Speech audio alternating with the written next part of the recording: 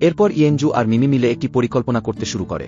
তখন মিমি ইয়েনজুকে বলে, আমার কাছে এমন একটা ম্যাজিক দড়ি আছে যেটা দিয়ে যদি আমি মা আর বাবাকে বেঁধে দিই তাহলে তারা কখনো আলাদা হতে পারবে না।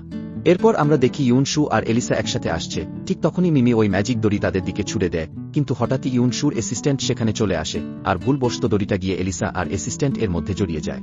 এরপর অ্যাসিস্ট্যান্ট এলিসার আশেপাশে ঘুরে বেড়াতে শুরু করে, কারণ ম্যাজিক এর প্রভাব পড়ে গেছে। এরপর কিছুক্ষণ পরের দৃশ্য দেখানো হয়, যেখানে লিংশি অ্যাসিস্ট্যান্টকে বলে, আমি ইউনশুর সঙ্গে তার বাড়িতে থাকতে চাই। অ্যাসিস্ট্যান্ট ইউনশুকে সেই কথা জানায়। ইউনশু বলে, ঠিক আছে, লিংশিকে এখানে নিয়ে এসো। এরপর আমরা দেখি লিংশি ইউনশুর বাড়িতে এসে থাকতে শুরু করে।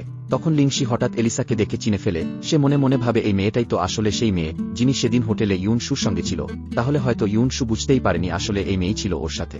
এরপর দৃশ্য পরিবর্তন হয়, আমরা দেখি মিমি নিজে লাইভ চ্যানেল চালাচ্ছে। তখন তার লাইভে একজন বৃদ্ধ লোক এসে যুক্ত হয়। তিনি মিমিকে বলে, আমি অনেক বুড়ো হয়ে গেছি, বলতো আমার কি আর কোনো ভবিষ্যৎ আছে?